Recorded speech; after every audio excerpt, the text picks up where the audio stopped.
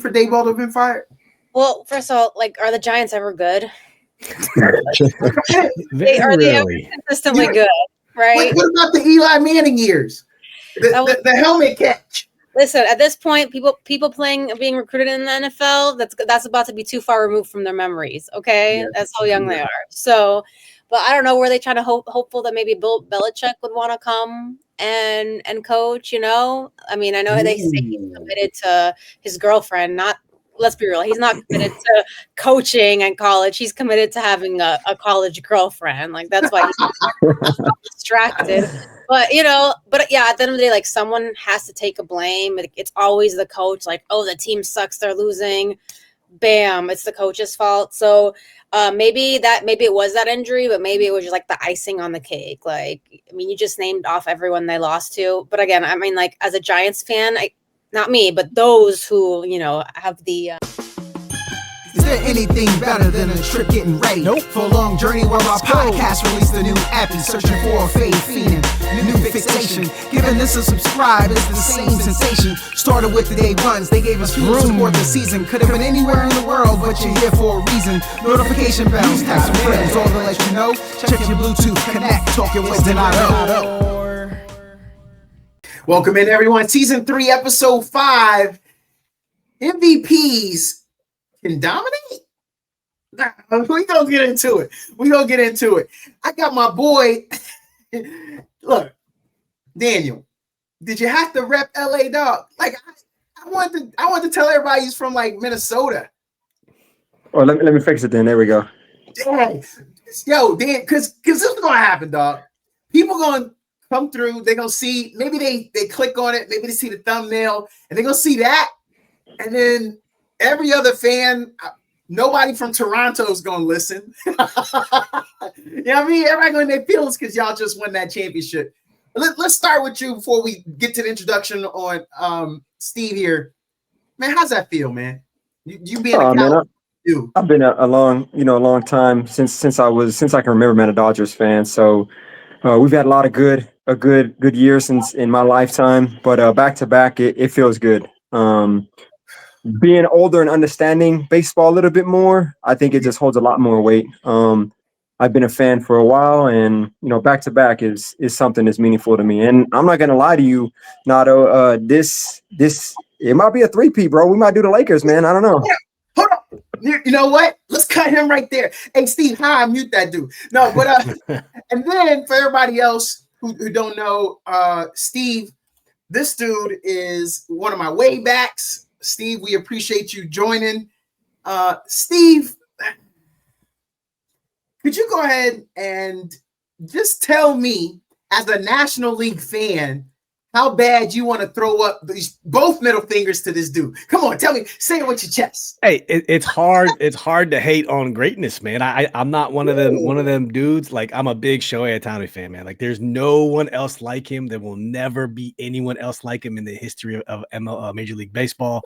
I'm a huge Shohei Ohtani fan. Regardless of what team he plays on, I will be a fan of his. He just happens to play on the Dodgers, man. He just happened to win MVP yesterday, and they just happened to win back-to-back World Series. But you know what? Hey, my Nationals, we had a pennant in 2019, man, and then we didn't get to celebrate it because of COVID. So we kind of have a recent championship. But I'm not hating on the Dodgers. They're in the same National League as my Nationals. The cream rises to the top. Honestly, I thought it was going to be Milwaukee or maybe Philly because they were hot throughout the year. But man, the Dodgers, they just. It wasn't the Dodgers that I've seen in the past where Kershaw chokes and they stayed the course, and man, they did it right, dude. Hats off to the Dodgers. I ain't happy to see it, but congratulations, man. What is happening? I just knew you was gonna say something, get Daniel all mad. And I'm gonna break y'all up. I'm gonna mute both of y'all and say, people, I'm sorry that they went a little too hard at each other, but y'all kumbaya right now. Man, y'all messed that all up. Well, we gonna start. We coming back to baseball, but we gonna start with some football. Steve, I follow you on Twitter, and I did see that it's like you were reading my mind, but I still got to start with this, and I'm going to start with you. Fellas, should we be making fun of Justin Fields for playing quarterback in the NFL? Oh, man. I'm going to start with you, Steve. Should we be making fun of Justin Fields? It's all Listen, I've been a field supporter up until like this year. Like I thought like he had to get at Chicago. And then I was like, okay, maybe he got a chance. As he was leaving Chicago, he was doing well. Then he gets to Pittsburgh. I'm like, man, if Mike Tomlin can't get you right, you ain't gonna make it. He was doing okay. Stats weren't great, but I believe they were like 6-1 when he was under center. And then he gets pulled for Russell Wilson. And then he gets shipped over to the Jets. And then he got benched for I don't even know who Tyrod Taylor. Shout out Virginia Tech. He's from Virginia. and then watching last night, it was just terrible to watch. I feel like he's just continuously regressed. And the Jets are not a good team. They have a terrible line, but he was just missing simple reads. And I don't know what it is, man, about Justin Fields, but he has just completely regressed. And so, yeah, it's about that time we probably make fun of him for being a quarterback. Okay, I'm going to come back to that, but yeah. Yo, D to the R. How you feeling about Justin Fields? Yo, man, I got him on my fantasy league. Just like Steve said, I had high hopes for him. I really did, man. Coming off the year with the Aaron Rodgers had and the hype around New York, I thought it was a good place for him to kind of come in and maybe reestablish that organization. And I like him, man. I liked him. That performance was embarrassing, but I've been following him all season because I have him on my fantasy league. I started him a couple of times, and he got me some points. But man, it's an embarrassment, man. It really is to watch that, and I don't start him anymore. Matter of fact, I might even try to offer him a trade to you or some other people on my fantasy league that needed a quarterback eventually, or sometime down the road. But yeah, man. Man, it is embarrassing. It really is. But also, man, like. That offensive coordinator, man, yesterday's game, the first drive they had, he was running the ball really well. He's good with his legs. Oh, yeah. Yes. For sure. But I just think that the play calling, I mean, I don't know, man, that offensive coordinator, man, I think I could have done a better job last night than what they handed him and what they called for him. Fellas, do you feel that, sometimes we'd be like, man, you don't want your quarterback to run. We want to keep him. Steve, we all see that. We see that W. We see that shirt. We know who you rep in the Commanders. A team like your team, Steve, we say, man, y'all might not want to run dude too much. And then, the RPO is what got him hurt. But it seems like to what Daniel's saying, man, they need to run Justin Fields. Would you agree? He's got a better build for him. He is very strong. He's got a lot of muscle on him. He can take it. And if they did some more deliberate runs, they like a boxer with a jab, people would respect it more, and then it would open up the passing game. It feels like they never do deliberate runs with Justin Fields, and he's just sitting back there waiting. Nothing shows up. Okay, I'm running. And So he has Breece Hall. He has Breece Hall. I mean, and Garrett Wilson too, who's injured now. But yeah, and Breece Hall is no slump, man. Breece Hall is a probably top 10 running back in the league. But again, go back to play calling, right? Like, where's that? That guy's not even carrying the ball. They're not giving him screens. They're not getting him in the play action. I mean, it's terrible, man. And even Fields, I think, missed a couple of the RPOs yesterday where the end was biting down. He took it himself. I mean, he's athletic, right? But I just kind of feel like there's a lot on his shoulders, right? He feels like he has to do a lot, but I don't think the play calling is really helping him prove that point. And I think it was evident, especially last night on a big stage, that like you said, Nato, it was pretty embarrassing. And I agree with that statement. Fellas, I want to go one other place with this though. All right, 2-8. Okay, so let me back up. Let me back up before I do this. For those who don't know, the Jets are 2-8. The New York Jets are 2-8. Fellas, 2-7, 1-8, 2-7, 2-8, 2-8, 3-6. Arizona Cardinals and Jacoby Brissett is a great backup, and $100 million man from Texas is there. But y'all heard these other teams, and one team only has one win. So should we be making fun of him? He got 2 wins on the board. The team has 2 wins. Oh, and before y'all answer that, special teams have 1 win, but okay. Yeah.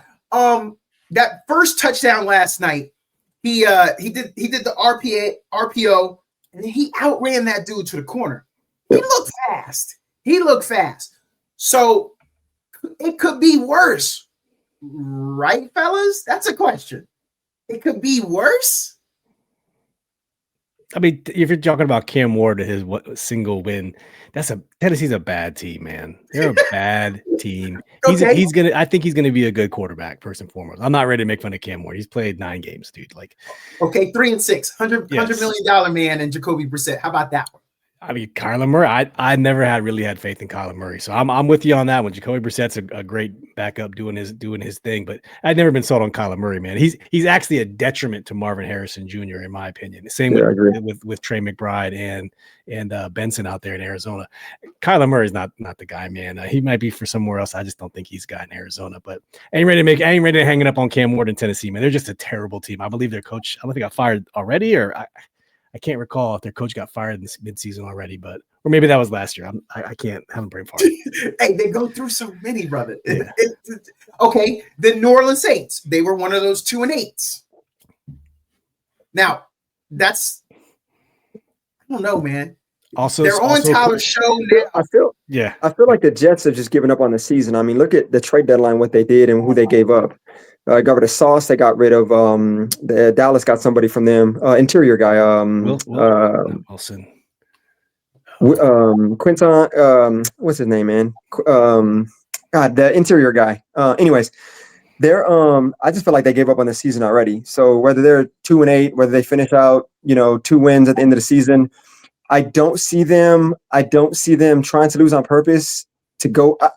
Again, I know it's going to tie into college football in a little bit, but I think they're looking at 2027 maybe to try to get a quarterback. I know Archie Manning is in the mix somewhere in there, but I don't think Justin Fields is the future for them. I think they're looking for a quarterback. They've already admitted that they're going to rebuild by what they did at the trade deadline. And I kind of feel that even when Garrett comes back, it becomes healthy, he's probably won't play depending on their record. If they lose these next 2, I don't think Garrett Wilson is gonna play just to save him. And there's no point of him even playing at this point. But I think the Jets have admitted that they're rebuilding. I'm not a Jets fan, but I would imagine that Jets fans have probably said that for the last, 3 decades maybe. No, it's not fair to them. I know you're in New York now, but I don't know, man. I think they've given up on the season already, in my opinion. But I can't see them going after a quarterback right now. For next year, I think they're looking at 2 years down the road. So I think they're stuck with Justin Fields. I don't know his contract, but I just feel like that organization has already given up. And I doubt their head coach is going to be there much longer. Anyways, I'm surprised he still has a job, to be honest with you. Here, I did want to talk about that. So it's no secret that African American coaches in the NFL get way more scrutiny than all the other guys. Let's not sugarcoat it, right? Aaron Glenn, he's a relatively new head coach, right? He's gonna want to win, and not to mention, if you heard the owner a couple weeks ago talk to the, I have full support for Aaron Glenn. Look at the quarterback he's working with, something along those lines, and I'm like, did he just say what I think he said? Like, did you just? Yeah, the quarterback that the coach is dealing with, he has a terrible rating. Like, dude, that's your player too. Like, yes, that organization is dysfunctional. That Woody someone is his name. Woody Johnson, I think his name is. I don't remember. Yeah, that's right. Terrible owner, man. They're not doing them any favors. I couldn't believe he said that about Justin Fields. Justin Fields already, bat and bruised. He cried. He talked about he cried at the interview after that win. Was it last week or 2 weeks ago? Couple weeks ago, yeah.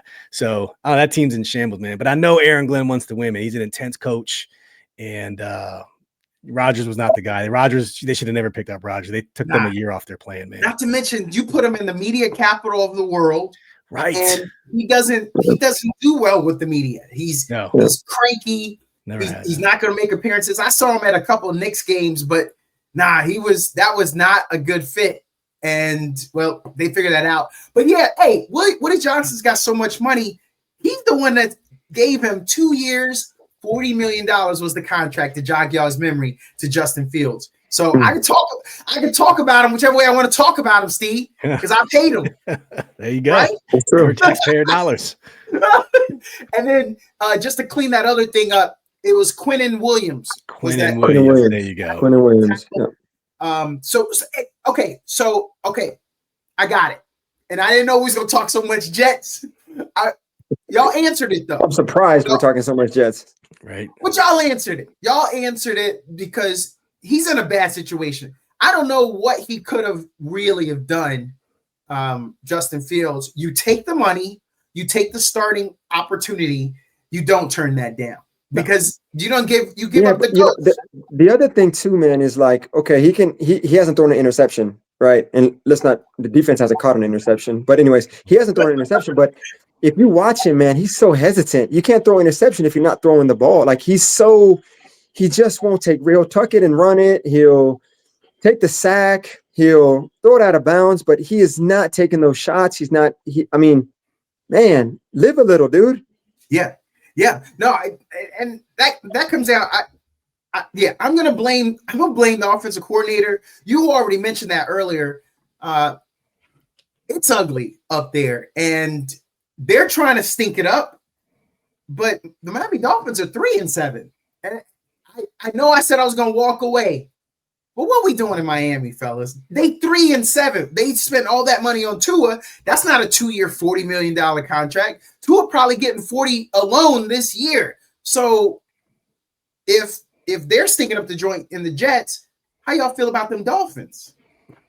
Mike McDaniel, great coach. I think this game you're going to see on Sunday in Spain is his audition to be the Washington Commanders' next offensive coordinator come next year, because Cliff Kingsbury is going to get a head coaching job, probably in Miami, because he's a cool dude and he like that tax-free, that state tax-free status there. But I mean, it's either that or you know, you got to look at the openings. Miami just seems to make a lot of sense, or New York because Dable's gone.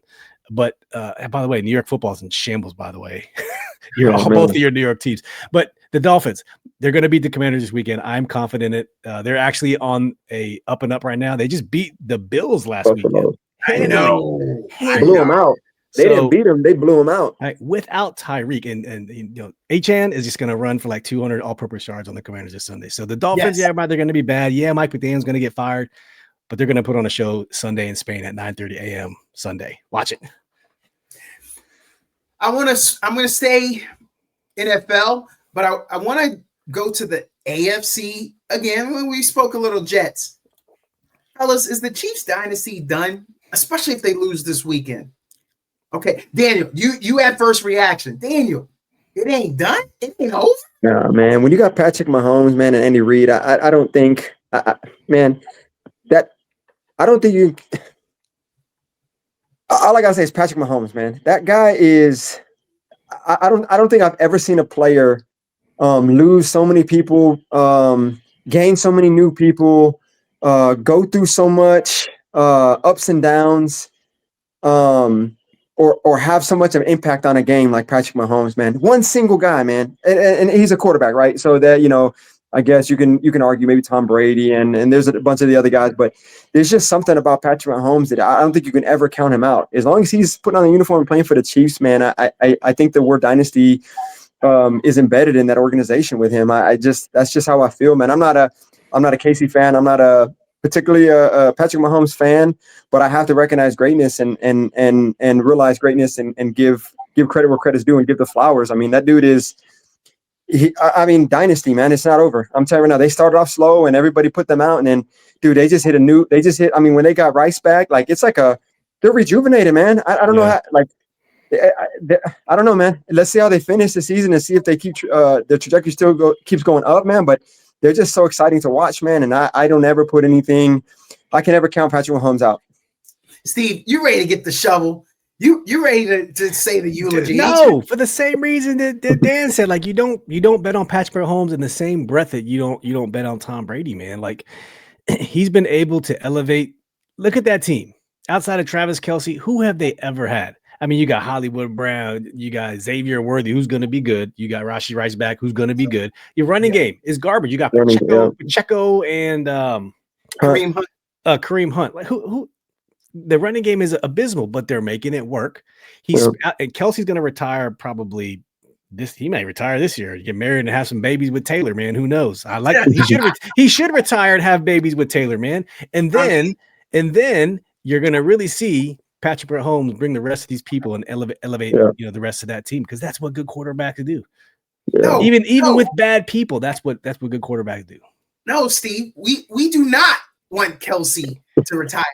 I'm not at my limit of Taylor Swift visuals. I am. I don't mind her. She's fine. Good for TV. Okay, fellas, I want to leave them. Y'all didn't want to bury them. I want to go to one other team here that's in the news for the wrong reasons.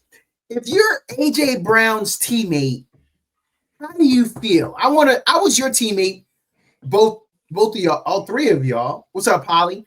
But since we played tackle football together, Daniel, if you're AJ Brown's teammate, how do you feel? His latest comment was, he said, man, to all my owners, if y'all got me on y'all's fantasy, you might want to trade me away. And oh yeah, I traded for him. So the guy who had him in my league dumped him, and he dumped him on me.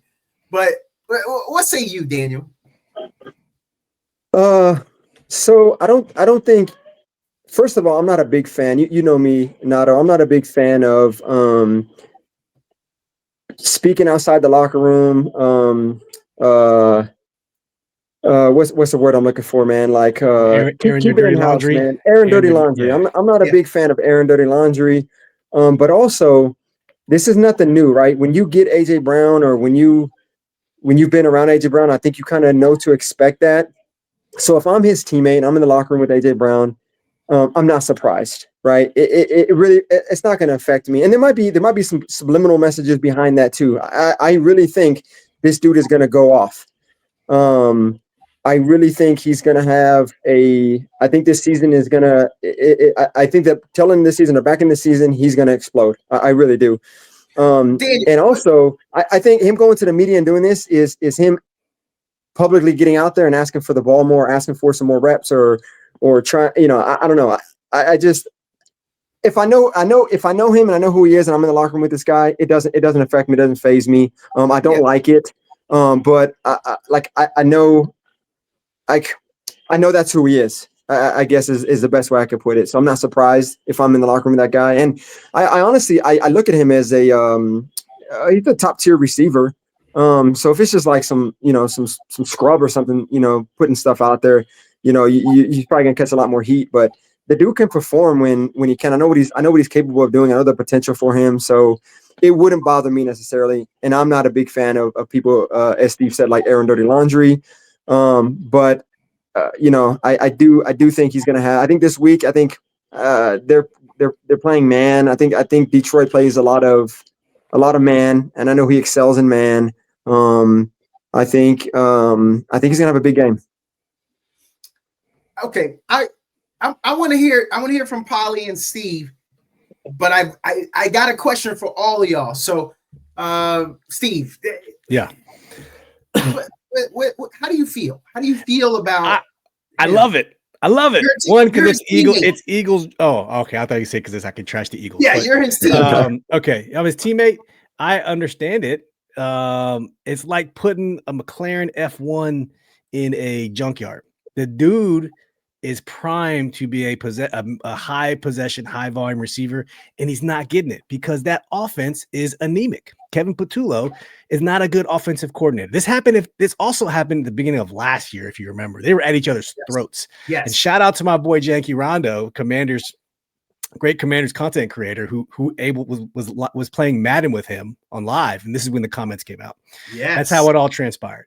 And if I'm his teammate, I understand because it's clear as day that offense is not good, and you got another McLaren F1 behind you in Saquon Barkley, who's also not getting the ball.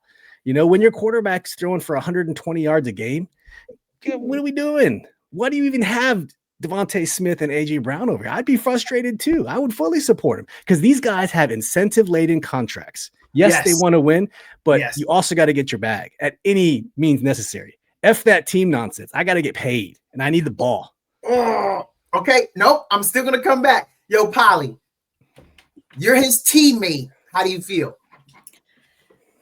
I don't know. I was agreeing with what Daniel was saying, but then Steve was like, I got to get my money. I still got to get paid. So I feel like the teammates can relate. As a teammate, I'll be like, yeah, you know what? If it's my money and my livelihood, like I got to make it known that I'm unhappy and that I need to be somewhere where my worth is out there. But at the same time, right, you want to appear like a team at the end of the day and have some cohesion. So should that be out there? And especially like, don't leave the fantasy part, like the fantasy owners, right? Like let them make the decisions because they already decided whether you're worth it or not. So like don't mess the real world and the reality. Okay, let us fantasy fans have our own decision about whether you're on our team or not. But anyway, it then it kind of like ruins like the team, right? Because then other people may start thinking about their own worth and like where should they be, and like, oh, well, you don't value me even, perhaps, because at the end of the day, like, how's the quarterback feeling after this, right? Like maybe already shitty for his performance, but now it's like even shittier, and it's like, is that going to affect him mentally going forward in like future games? So Great. This is exactly where I wanted y'all to be. I'm gonna put my finger up and I'm gonna tell y'all. First of all, y'all wouldn't have said this to Terrell Owens. He'd be out doing some sit-ups in his driveway. That's my also quarterback. was an Eagles team. That was an outspoken dude, and he was right. All I feel that AJ Brown is saying what he said. He said, yeah, we got the ring. That was last year. But where are we at right now? Nah, son, we can't get into the shootouts with the Detroits. If Kansas City, Steve, you just said, y'all both said Kansas City ain't dead. If all that firepower that Kansas City has and you get to the Super Bowl and it's a shootout, you got to be able to do the shootout. So, you know what bothers me? I think what bothers me the most is, I guess, because the times that he has complained, they're winning. So I think that kind of, and put into perspective, that's what bothers me. Whether you get the ball or not, but you're winning, like it's a team sport. I think, like Paulie said, it's a team sport, right? And you got to keep. If you're losing and you're getting blown out and you're not getting the ball, that's one thing. But if you're winning and you're not getting the ball, something's working, man. Like, be a team player. That's my only negative thing to say about it. Man, I was on a team with all y'all, and none of y'all have that diva prima donna attitude. Daniel, you were fast and you didn't juke. You used to run over people as a running back. And God help if we played you on defense, because somebody was going to get hurt. Steve, you distribute the ball, and you had a great shot, and you fed others. Polly, I played with Polly on a basketball a pickup game, and the dude didn't want to cover her, so she was open. I'm the point guard, so I fed her. She hit the three. The dude didn't cover. She was open. She hit again. Then I kept force feeding. And then everyone else on the team, we kept forcing the ball to her because she was taking a shot, because she had confidence in her shot. She wasn't asked for it, but we fed her. We lost that game. We probably should have. The rest of us, we forced the ball. It was pretty obvious. And we lost that game. But she was hot, though. She carried us. I just want to ask y'all one last thing. They 7-2. Where's the person amongst you? Shouldn't one of y'all be the prima donna teammate that says, oh, it's like a week. We 7-2, man. Why ain't y'all saying that? We 7-2. That's not their culture. And I don't think Nick Sirianni instills that culture in that team. Like, that defense is so good just off sheer talent alone. They get away with so many things, and there's so many things that just aren't exposed. And yes, you can say it, I hate to say this, there are more divas at the wide receiver position than anywhere else. That is 100% truth. And this is a prime example of it. But they get carried by that defense, man. They're winning by one score. I mean, they'll blow people out here and there, but that defense is carrying that team right now. That's a fact. I want to get I got a couple things left that I got to do when it comes to the NFL. Let me knock out these last few NFL things, and we're gonna move it.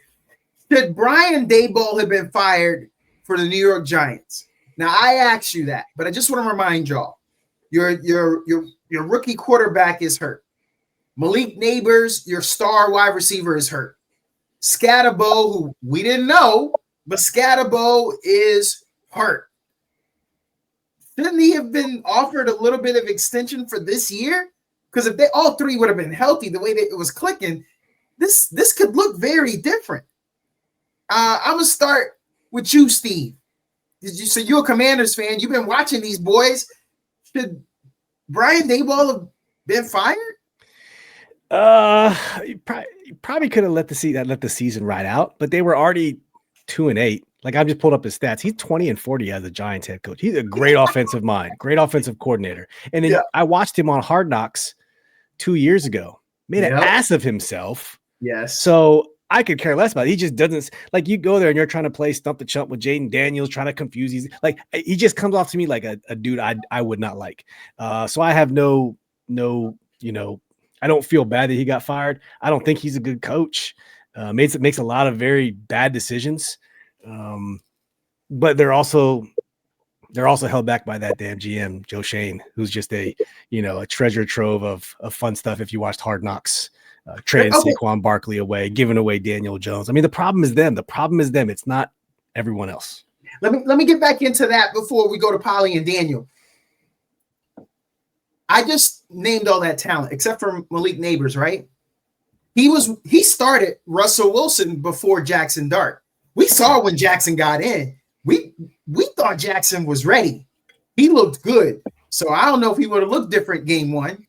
And then he had Tyrone Tracy ahead of Scatterbo. Right. Those are two very big decisions that he held that amount of talent back to start the season. So I agree with you, Steve. I agree with you because of those two decisions. And I know Russell Wilson put up that 400-yard day, but just once. Yeah, he's done. He's done. Yeah, it was just what. It's just what. Mr. Okay. Unlimited. Daniel, do you think he should have been fired? So I think if Jackson Dart doesn't get injured, he doesn't get fired. I think that's what I think. I think as soon as he got injured, the blame had to shift somewhere. And I think he knew that Jackson Dart was his lifeline to keep him as a head coach. I really do feel that way. But the other thing is, how many times the guy getting hit and not sliding and taking hits? This is your rookie quarterback.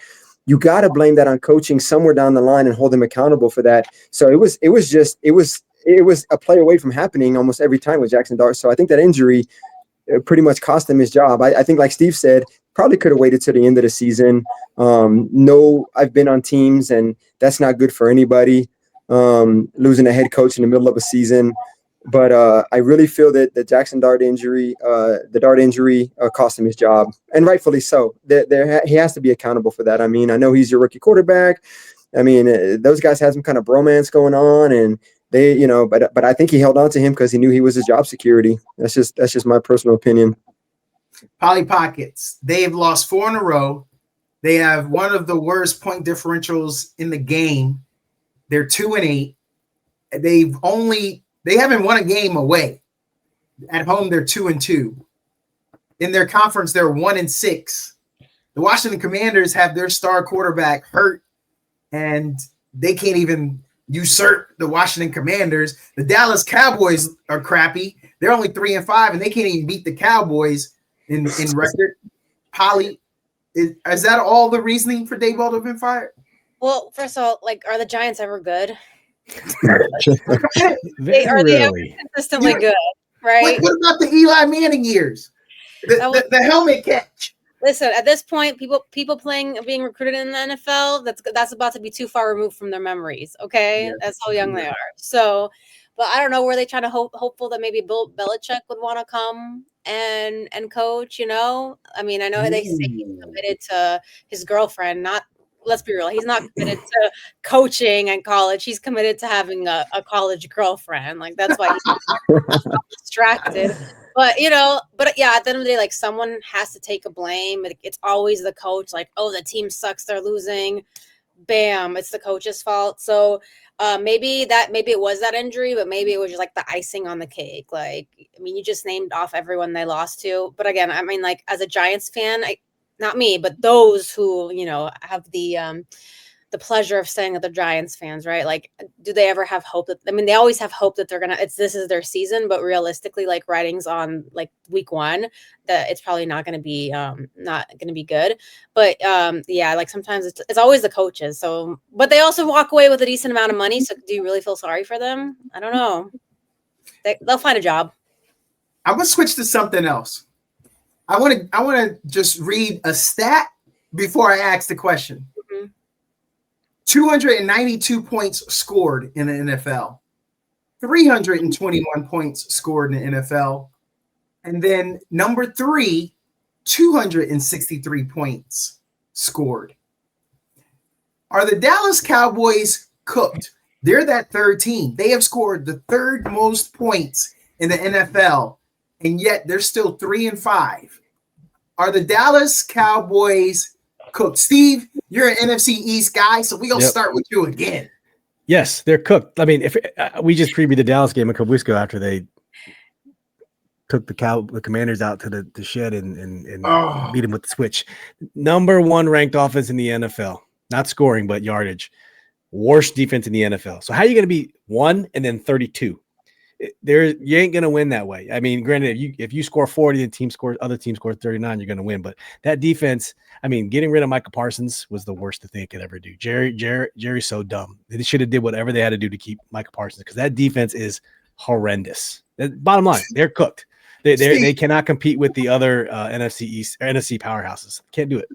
Steve, there's only one team that's given up more points than them, and it's the Cincinnati Bengals. The Bengals have given up 300 points. The Cowboys 280. Steve is spot. No, the Commanders are.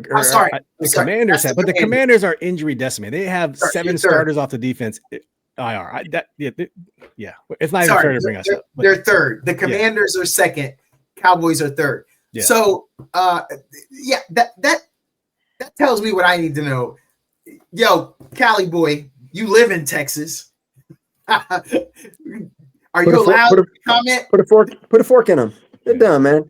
Worst defense, and then come on, man. I'm old school, man. Defense wins championships, man. I don't care how good your offense is, man. You can't get those guys at rest, and they're cooked, man. They're cooked. Polly, save Cowboy Nation. No, who are Cowboys? Like, they're like one step up from Giants fans, right? They're always hopeful, and like they have it going, and then they mess up something, right? Yeah, it's our year. It's always their year since the franchise started, right? It's like it's our year. It's our year. At this point, it's like they just love. They don't want to be Houston fans, so they just have to cling on to something. I think Texas may need like another team to help with this Dallas fiasco, right? But yeah, I'll tell you, like if your defense sucks, like you're not gonna get those interceptions that could help you change the game, because your offense could do everything, but like offense, they can't carry you. That you need something from the defense. So they might as well try next year and say this is our year, but see you later. Okay, I want to switch to something. The NBA made another switch to their All-Star game. I never hear in my circle. I've said it to a couple people. I never hear it in my circle. I'm gonna start with you, Daniel. Would you ever go to an NBA All-Star game? NBA All-Star weekend? For the experience, why not? See, even you were kind of hesitant. You weren't hyped about it. If it was close and it was convenient, and it was.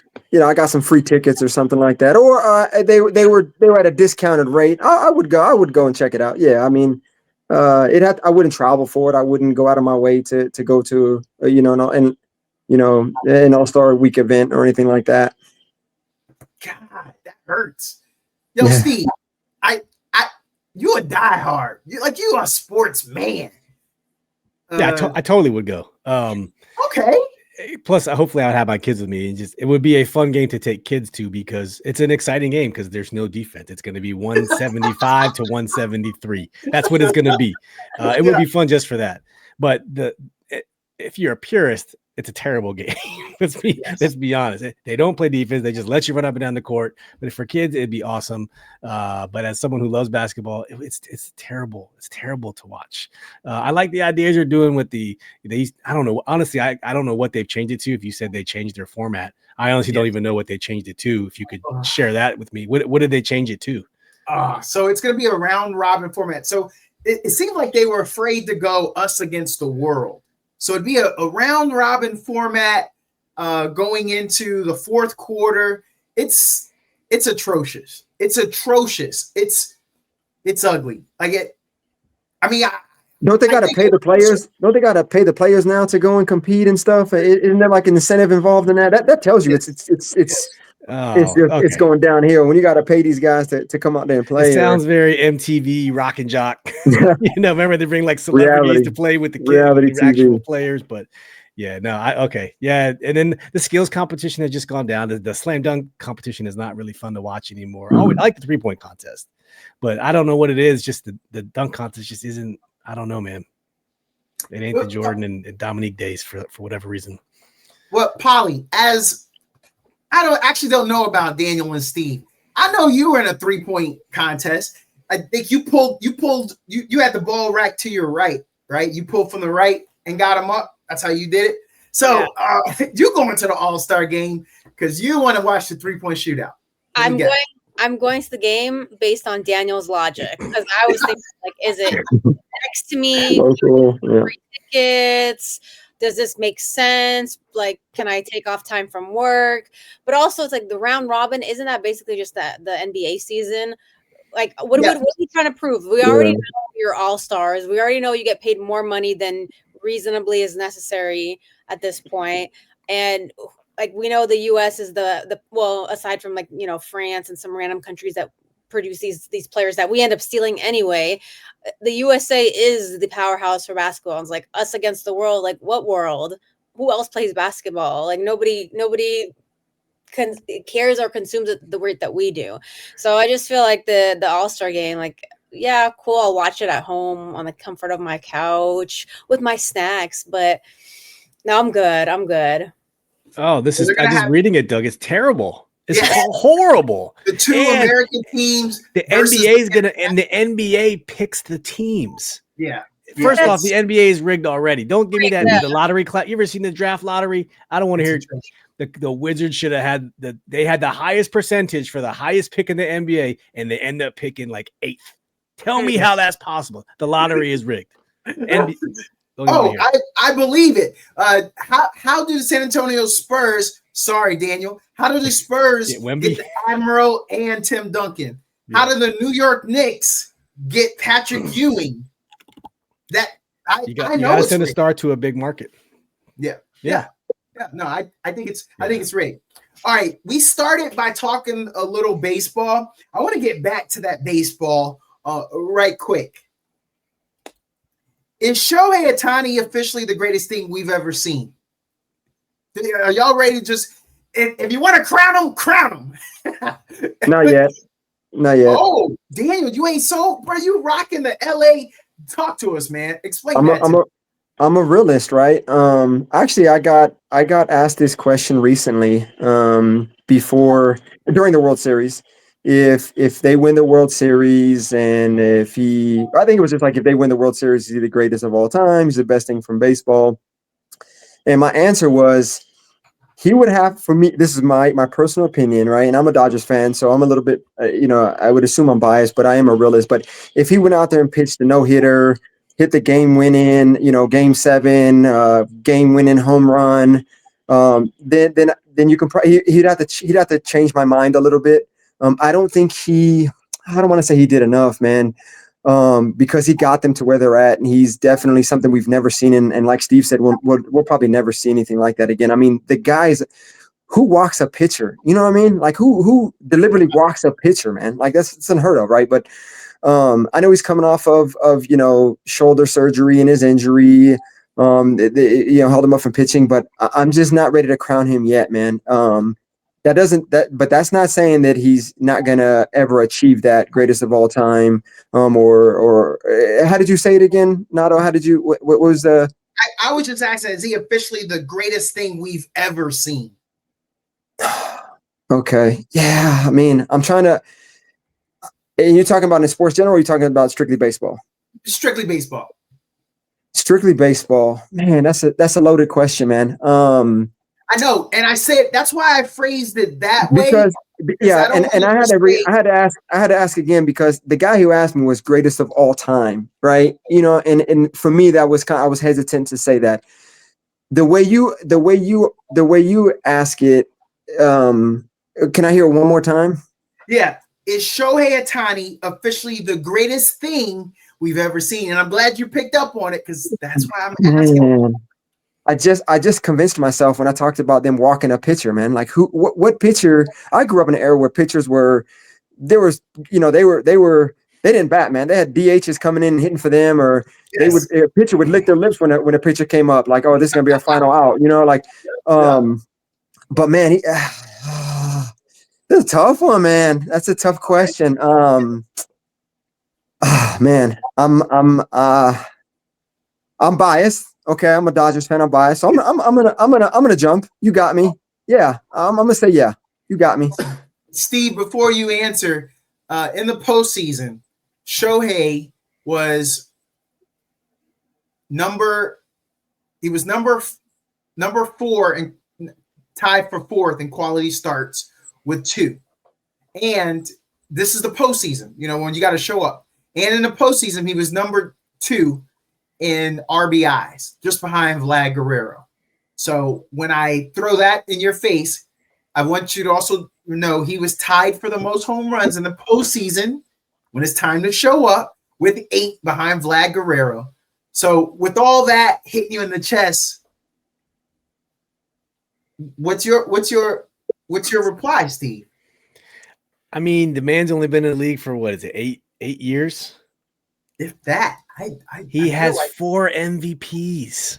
Oh, Barry has the record with 7. yes. You're going to be asking this question every single year. And at least by next year, it's probably going to be a definitive yes. But like Daniel said, no one has done what he's done. No one has led that much on the batting side, but still give you, he didn't pitch that much this past season for whatever. Like I guess he had the injury, but in the past seasons, he's gotten you 10, 12, 13, 14 wins as a pitcher, and then to turn around and do, the Angels could never figure it out. But I mean, you're never going to, when are you going to see that again? Yeah. So to me, the greatest of all time, it's hard to say yes. Yeah. I didn't say that. Right there. I didn't say greatest of all time. Say it one more time. I'm gonna pull a Daniel. Say it one more time. Shohei Ohtani, officially the greatest thing we've ever seen. Yes. Yes, yeah, greatest thing we've ever seen. Yeah, we are. Then Polly, double P. I mean, you a Cali girl. I know you. No, I don't know. How do you feel about that? Well, based on how you ask your question, but yes, because also based on the stats, right? Like in a way, numbers never lie. But again, like we're gonna see what happens in the future, and like he's on track where you could possibly make that statement. But again, also this just means that people are just gonna have to like emulate and try to train the way he trains, so that way we have more of him in the future, right? Because now that we haven't seen this before, that doesn't mean we won't see it again. No guarantee, but we know. Let me ask y'all this then. Let me go before I do that. Steve, you were saying that he was injured. Yeah, he was injured, but yet he's still tied for 4th out of all the pitchers that made the postseason. He's still tied for 4th in quality starts with 2. The leader has 4, but that in itself is good. I wanted to dirty those waters. That's why I gave you all those batting stats. But if you just go off of that, and like you said, but I want to come back to, this was the question I have for y'all. If there was anybody else in an 8-year career, why wouldn't y'all crown him?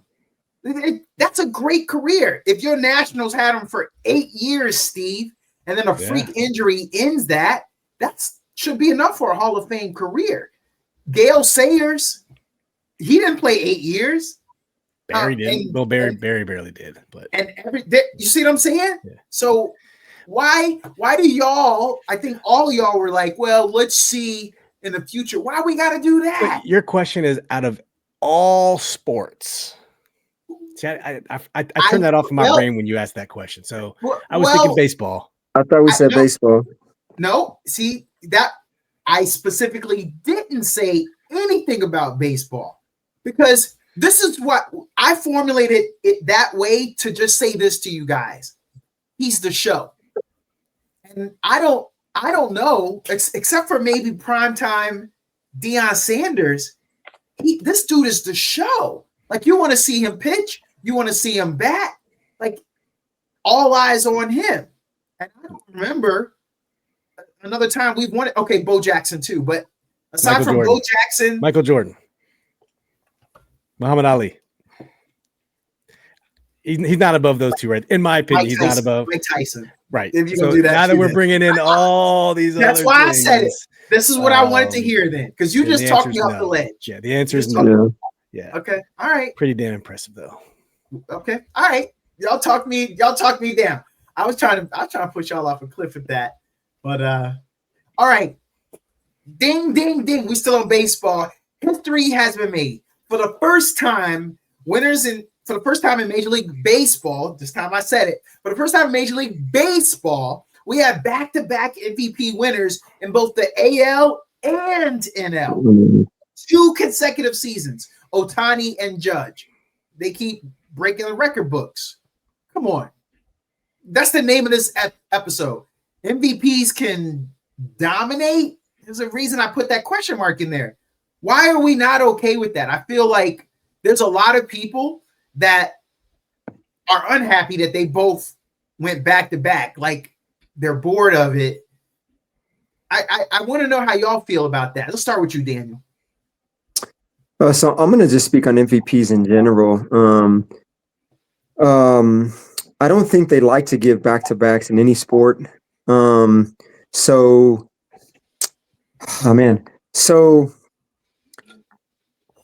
that is tough. I mean, especially. Oh man. Okay, so back-to-back MVPs. It's very, very uncommon. I know they like to share their wealth.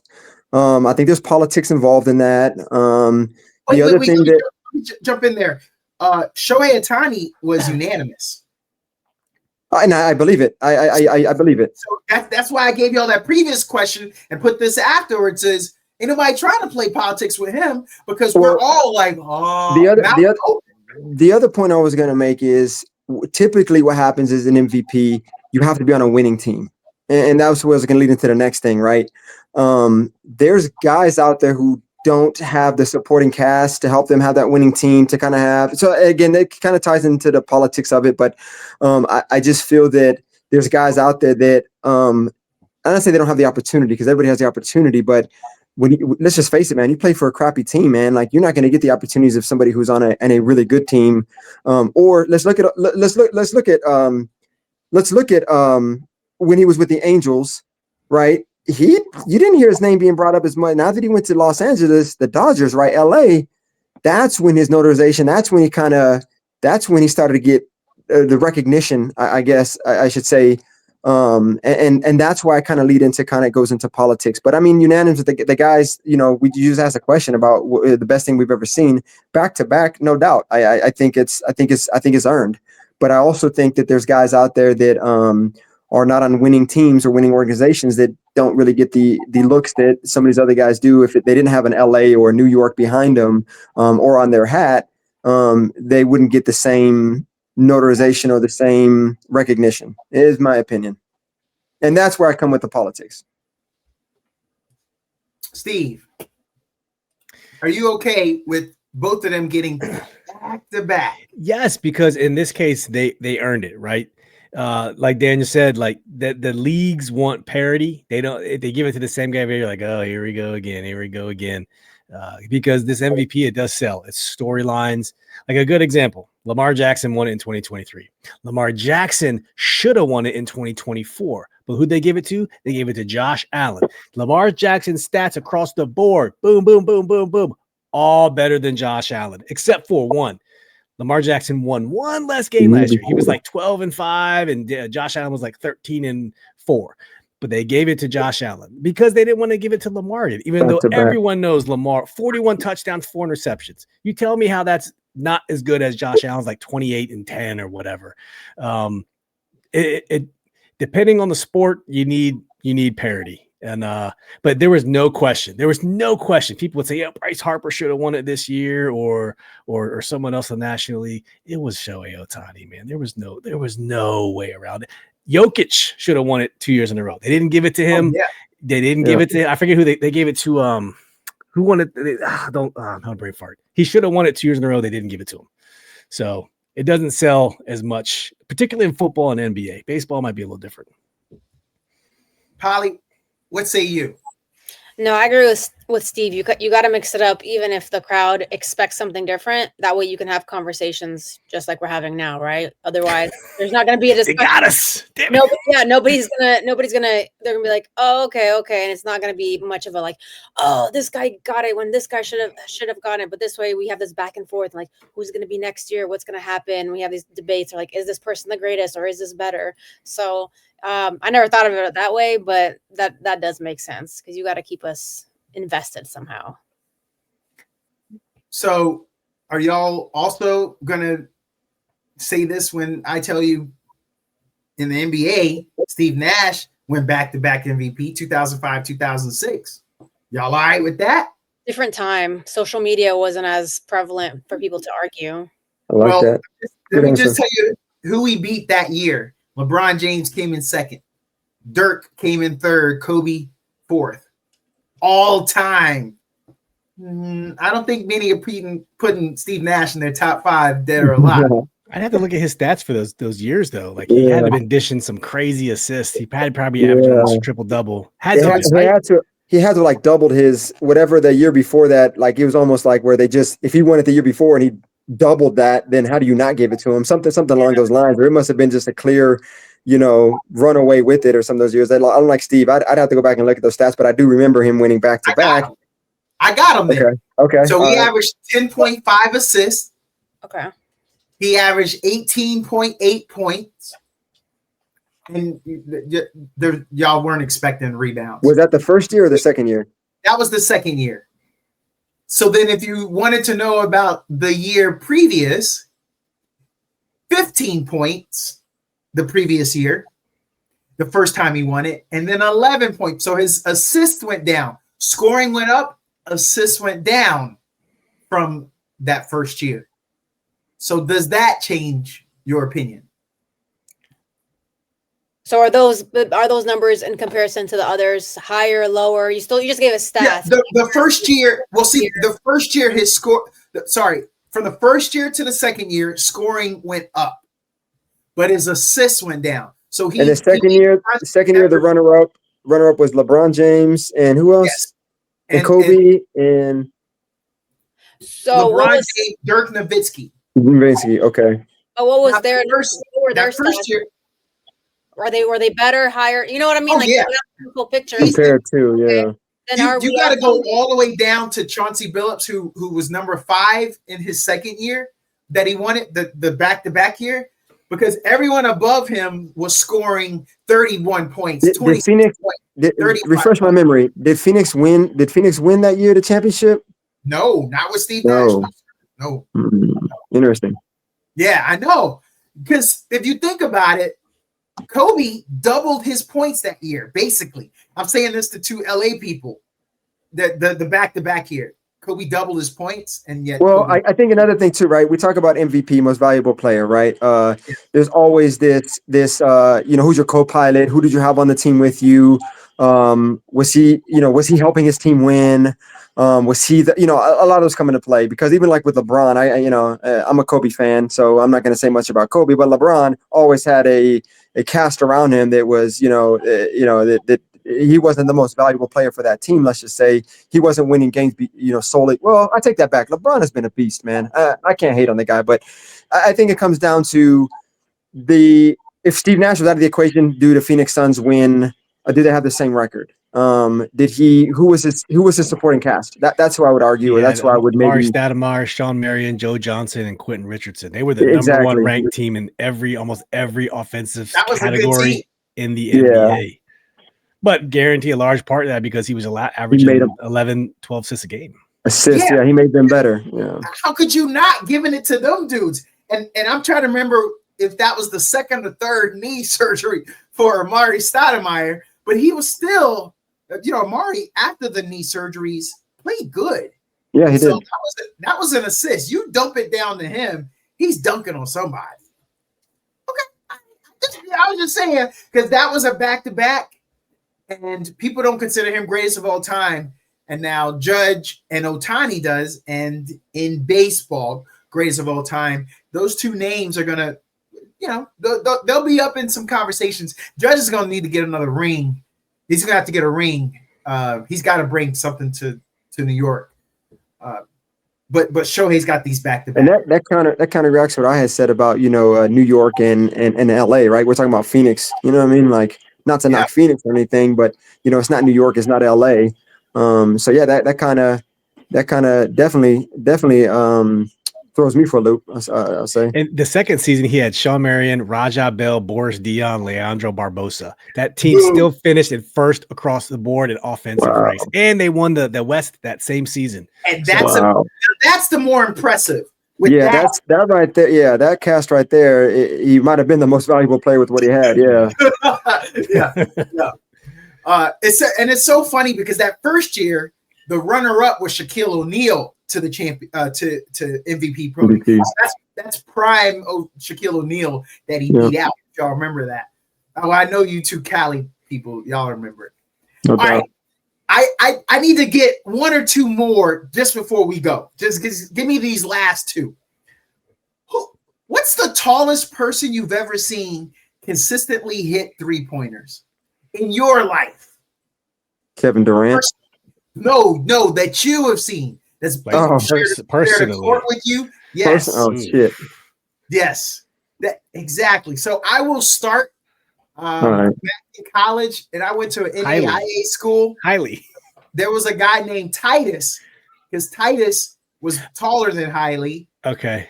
We played a lot of one-on-one in lunch, and he had a really good 3-point shot. He just said coach didn't want him shooting those. He was our center, I believe. Yes, but he said, man, I really want to shoot these, and he shot them pretty good. I'm gonna tell you, he would at least hit 4 out of 10. Because we used to play a game where I get his rebound and feed it back to him, and he would dump them. He's still over in Florida, by the way, Steve. These were days before the stretch 5 was actually a thing, though. Now, if you're a 5 and can't shoot, you're almost. Or if you're not Shaq. We had an old school coach, if you remember. So this dude was 6'9", couple inches taller than Hailey. That's that guy. That's the tallest I've seen. Daniel. So we had. I'm gonna go back to my high school days. We had a guy, probably like 6'3", 6'4". His name was Duke. Don't remember his last name. Character, man, just a clown. He would fire off some threes, man, and coach would get pissed at him. Like, coach would get mad at him, but he was just a goofball, man. He didn't care. Like, and he would even say, if I'm open, I'm gonna pull it. And that dude, but he would hit them threes, man, for being a big dude, man. Like I say, and in high school time, man, being 6'3", 6'4" was pretty tall.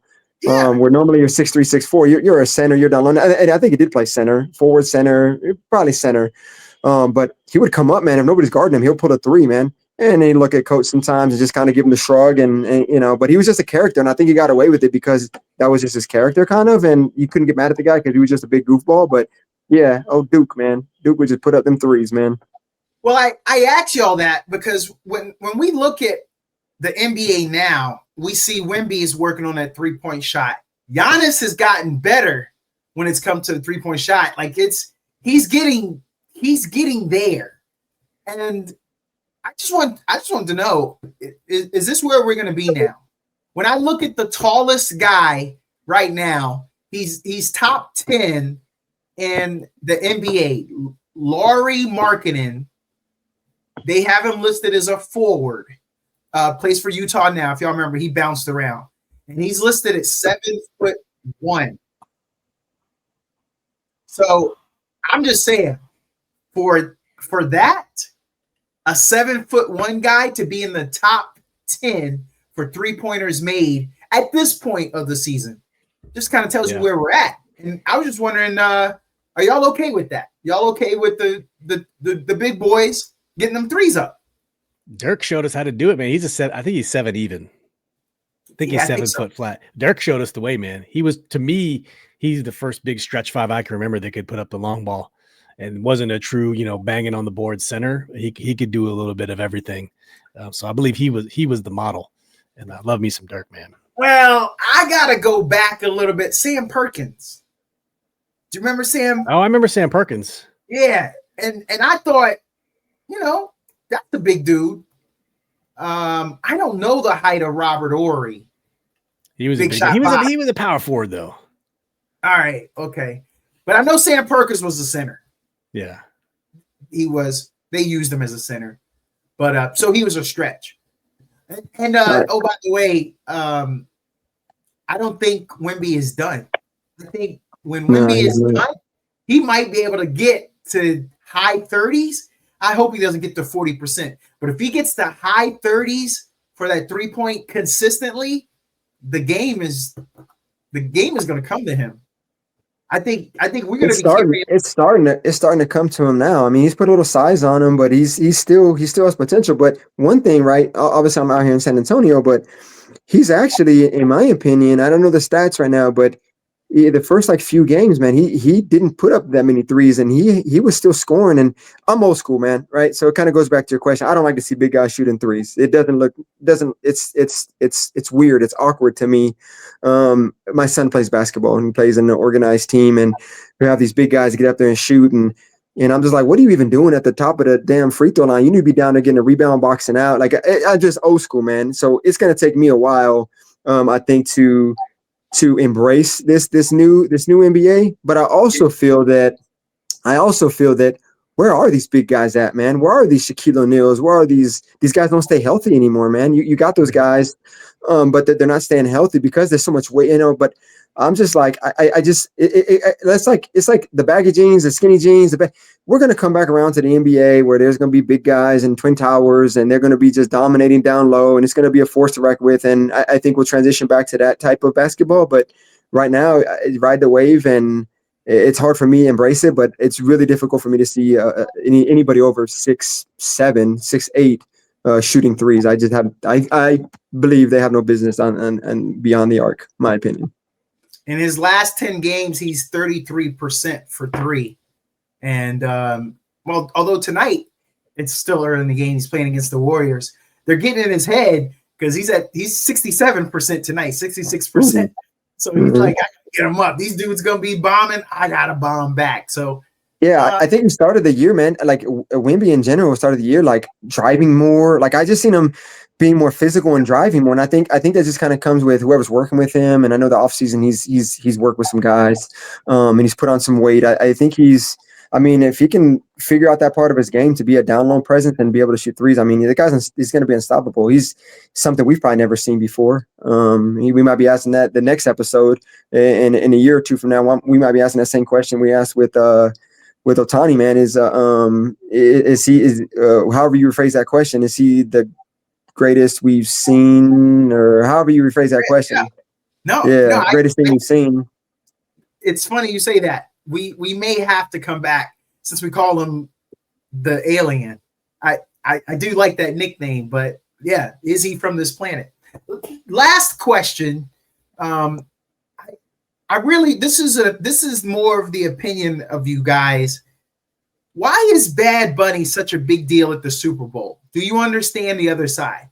Now, I only have 388 friends on Facebook. I don't know. I just try to keep it small. People I really engage with and know. So my circle isn't like a normal person's circle. I don't get into politics. I don't really like to do that. We don't do that on this pie. But I'm trying to hope that you guys in your circles, you listen to your friends, or maybe you are some of those people, and can just explain to me, why is Bad Bunny such a big deal at the Super Bowl? And do you understand the other side, the hateful side? Do any of you understand that? So I genuinely would like y'all to help me, Daniel. I feel that the NFL is just reaching for. They're just trying to be a diverse organization, right? Look at all the games we have outside of the United States this year alone. I just feel, my personal opinion is that the NFL is doing things to try to grab different demographics and get different fans. That's how I view it, and I think that rubs people the wrong way because the NFL is the National Football League. It should be somebody maybe. I think there's this persona that says that like if it's being played in Miami, and Bad Bunny is probably the good fit for that, right? If it's being played in, let's say Tennessee, that there's some country singer that headline that headlines a Super Bowl, something like that. But I feel that the this is my personal opinion. I feel that the NFL is just on this try to reach the different demographics they can, whether that's females with Taylor Swift, whether that's Bad Bunny getting the Latino community, all these overseas games. That's kind of how I feel. And I don't mind the Bad Bunny thing. I'm not like I have me personally, I have mixed feelings against it because like as a football fan, like I would rather have somebody that maybe does. I'm not a huge Bad Bunny fan, right? I don't know if his music is all in Spanish or if there's English ones to it or not, but it's just something that like I would prefer to get somebody who fits everybody, if that makes sense. Somebody who can please everybody. You're never gonna make everybody happy. I understand that, but something in the middle somewhere is kind of where I feel. That's just my personal opinion on that. Steve. So, without trying to get political, yes, Bad Bunny is like, for all the reasons Daniel said, they chose Bad Bunny. They're trying to expand their audience. It's a lack of education on the people who are upset about it. With the whole, I'm not getting political, but the whole immigration thing, they already threatened to be, heavy ICE present at the Super Bowl. They don't understand that Bad Bunny's Puerto Rican and Puerto Rico is a U.S. territory, which makes him a U.S. citizen. Thank you. And they want someone who's probably more representative of it's really one side. Let's not be honest. It is one side of people who do that, and they're already forming their alt cast, their alternate simulcast of a halftime show with their own sort of people, with their own sort of music. They're already, that's being, I don't know if you know that, but that's being organized. I did not. By Turning Point USA, the people, Charlie Kirk's foundation. They're doing their own, like, we had the Puppy Bowl sometimes. You like to watch the Puppy Bowl. Yes. They're doing their own halftime show. And it's kind of petty. It's kind of childish. You don't have to like the halftime show, but it's it is what it is. You watch it, you don't watch it. I don't see the need to do a whole, we want our own thing to be, to be us. It just seems silly to me, but that they just wanted someone more representative. I think I forget where it is. Is it California this year? Yeah, it's in San Francisco. And so there's some people, some other bands who are from that area. Leonard Skinner. There's some people who are from that area, and they're like, why didn't you just choose those people? And the Dan's point, they're trying to expand the audience, and who cares? That's okay. It's just a concert. It ain't that deep. That's my opinion. Polly, the Super Bowl is back in California. Matter of fact, this year it's in San Francisco Levi Stadium, and then next year it's going to be in Los Angeles. So it's y'all DC in 2030. DC in 2030. Back to back. So could you explain it to me, Polly?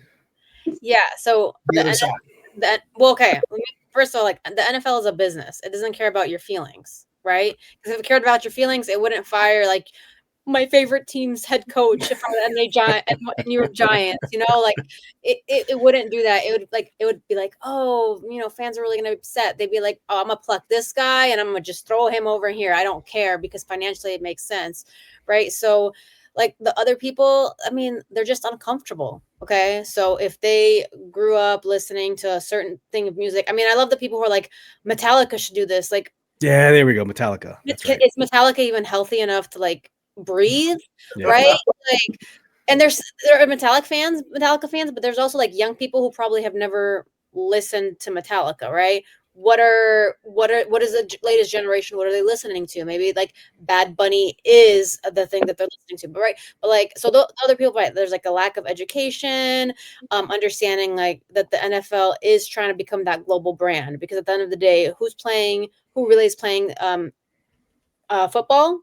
The US. But why are we going overseas? Right? We clearly there's a reason why the NFL is like, we need that. And then you're never going to have a happy medium, right? Like how many people didn't like Kendrick Lamar? The same people who, don't understand why we have Bad Bunny. And they're like, I've never heard of him. go like that's an education piece. Like you've never heard of them, okay, just Google it. Who is this artist? Where are their rankings? And there's that. Can I answer that right quick? Yeah, absolutely. I mean, I know it's high. Is considered one of the biggest and most influential music stars in the world. He has been described by the New York Times as the world's biggest pop star, streaming dominance. He was the most streamed artist on Spotify globally for 3 consecutive years, from 2020 to 2022, for chart success. He was named Billboard's top artist of the year across all genres. How do I not know this? Non-English act. And then lastly, for industry accolades, he was honored in October of 2025 as the #1 artist on Billboard's top Latin artists of the 21st century. Yeah, it's like Daniel, like I said, he's not my #1, he's not my go-to, but I'll be like, okay, cool. Like and also I know he's done things like linguistically for music. And that's always that, as in like even people who, because there's people who are like, even I speak Spanish and I don't know what he's saying, right? That's the joke. But he's introduced something with language that people haven't done before, right? So it's like innovative in a way. And sometimes people are just not comfortable with innovation. They're not comfortable with things that they don't understand. Is really what's happening, right? And my kids are 7, 9, and 11. They all know who Bad Bunny is. I casually knew of him, but he's all over like YouTube. He's all over memes. He's super famous, man. He gets with the young crowd, and it's bachata, merengue. It's a very popular genre of music, and you know this, Doug. You dance to this stuff. Yes, I do. It's like it's kind of cool. And I did, once I knew he was getting the nod, I went and looked at a bunch of his songs. I'm like, oh damn, I know this song. I didn't know he sang it, but you know the songs when you go like and look him up. You're like, oh snap, and then it's like, oh okay. He's hosted Saturday Night Live twice, and he was great on both of them. Hilarious. I mean, that's big time. Like you gotta be a big person to do it twice in 2 separate years. So he did it in 2023, and they brought him back 2 years later. 2025, October 4th, he did it. So, but even Happy Gilmore, right? He had a good little skit on that too. Yeah. It made people laugh, right? I'm sure nobody knew who he was. Or like, oh, this guy, he's making something funny. Adam Sandler specifically asked for him when he saw the script. He was on a late night. I don't know if it was Fallon or if it was Jimmy Kimmel, but out of his his mouth, Adam Sandler said, "When I saw this, I knew I wanted Bad Bunny." There's a reason, right? There's a reason. Yeah. And I thought he did a great job. Hey, mi gente, mi gente. Mi gente. Gracias, mi gente. So we talking Bad Bunny, going in Spanish. But hey, I appreciate y'all coming on. Most importantly, thanks for talking with Donato. My pleasure. Thanks for having me. Yes, appreciate you. Thanks, everybody.